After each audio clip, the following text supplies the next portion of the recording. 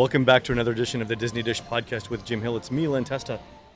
Today we're in Disney's Hollywood Studios walking through the Animation Courtyard, talking about what's happened here lately and what's coming up. But first, James and I are walking past Hollywood Brown Derby, the signature flagship restaurant of the studios. James, it's only, 10 o'clock in the morning? This place already smells fantastic. Again, it's all I can do not to go in and grab some grapefruit cake. This started off as sort of the signature eatery of the park. And it still is. It's kind of interesting in that you think about signature eateries at the other parks, right? Like Le Cellier in Epcot or Cinderella's Royal Table in the Magic Kingdom. Those aren't the signature eateries anymore. But this is. So, is that because that all of the other places are generally more family forward? Yeah, and the feel in here, they trying to keep that old Hollywood feeling, between the caricatures on the wall, and right. They still do the bit where they carry the phone around, right? Bring it to the table, oh, Mr. Testa, your call. Exactly. All right, Jim, we're in Animation Courtyard. Attractions here include Voyage of the Little Mermaid. We've got the Star Wars launch bay, and then we've got the Disney Junior show that's coming up. This is the Disney Junior dance party that's coming up, but right now the only thing we've got here is Sophia the First character greeting. Yeah, but what's interesting, we were in here last night. You've got meet and greets with Doc McStuffins, with Mickey Mouse Roadster Racers, with Sophia the First, but the longest line of the night, Vampirina. That's a Disney Channel. They're all Disney Channel stars.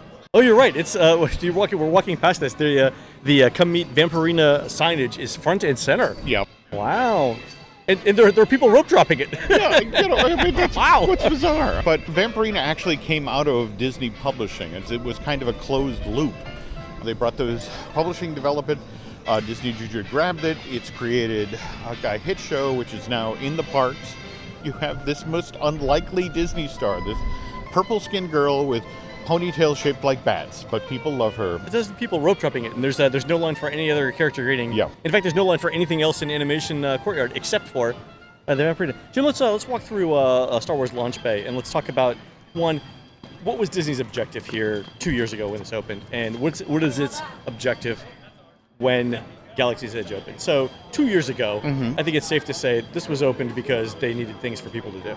Oh, no, absolutely. Again, you've got this brand new land rising up that perhaps people aren't as familiar with the characters as they should be. Right. So this was supposed to be your opportunity. This is a training session for the characters. Yeah, so. Interesting.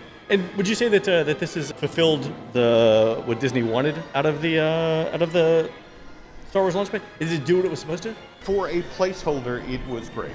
The tough thing, of course, is that when Galaxy's Edge opens in late 2019, this all becomes redundant. And you have this giant facility that, what do you do with this? And it's right in the heart of the park. Right. Well, they're not going to close it with the crowds that are coming. Right, they're not going to close. This could be the thing that psychs people up. It will be a blow-off valve. I'm told that you can anticipate that this will remain open for 18 months. After Galaxy's Edge opens. Okay. Yeah, all bets are off. All right. So we're walking through Galaxy's Edge. We see a lot of memorabilia. Some of the set pieces are fairly large. The racers over here are full-size replicas, or they actually came from the movies. We've got other set scenes. We've got the cantina here where you can take pictures with blue milk. If you're in here at the right time, you run into a Jawa, which you can trade with. Oh, that's funny. It's a wonderful space.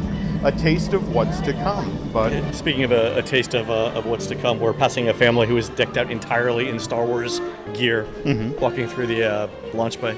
Has the movie that's played here been considered a must-see for the people who visit?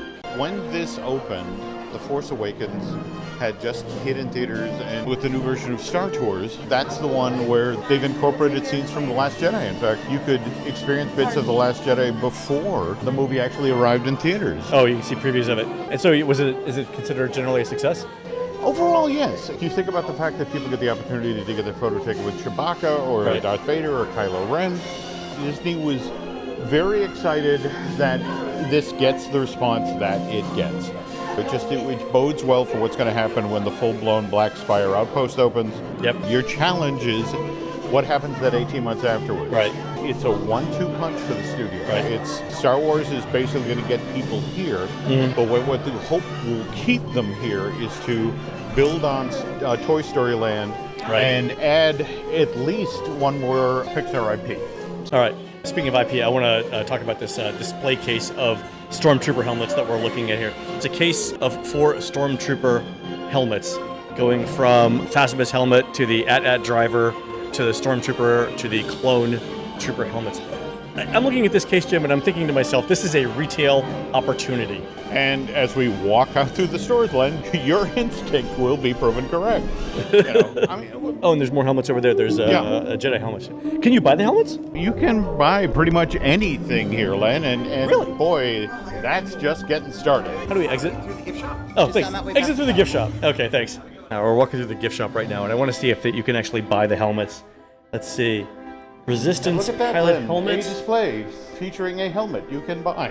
Is there a price on it? Oh, no, over here. Over here. Okay, sorry. See, that's the thing. There's kind of a seamless transition between from exhibit display to, why, yes, look at this. That's a Cake Trooper helmet, $850.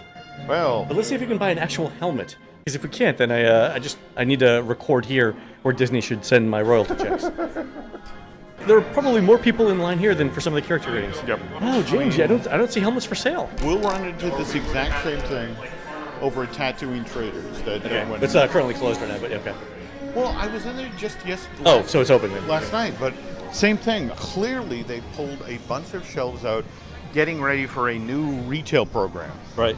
Sadly, there is not yet anything that says Galaxy's Edge. Okay. But we're more than a year out. Yeah, We're I already know. a year out right now. I know, but I remember when you'd go to the Magic Kingdom and they changed the Disney Story Theater into a preview center for Right. And you could in fact buy merch out ahead of the opening of Disney MGM. So Huh. That's interesting. Jim, we're walking past Voyage of the Little Mermaid here. Show hasn't been updated since the 80s. Any talk of doing anything new here?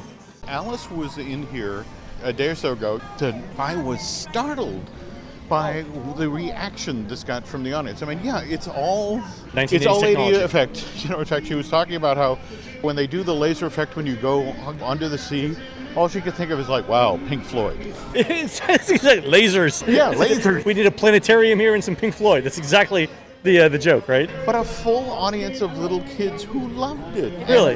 And also, Disney is in fact prepping a new version of The Little Mermaid. In fact, Lin-Manuel Miranda of Hamilton and soon Mary Poppins Returns fame. Never heard of them. Go ahead. Well, he's supplementing the score. He's working with Alan Menken to sort of buff it out. Wow. I think we may be in another Beauty and the Beast live situation where this just continues until it doesn't. So, Wow. All right. Well, we'll see what happens. Jim, we're coming up to Walt Disney Presents from Mickey Mouse to the Magic Kingdoms and beyond. Mm-hmm. Unfortunately, we're a little early. It's not quite open yet. Let's end this episode here, and why don't we head over into Toy Story Land and talk about what's going on there? okay, here we go. All right, folks, you've been listening to the Disney Dish Podcast with Jim Hill. We are produced fabulously by Aaron Adams. Please go on to iTunes or Stitcher or your local wall and write what you would like to hear next and give us some feedback. Again, I hope what you want to hear next is about Toy Story Land because that's where we're going. For Jim, this is Len. We will see you on the next show.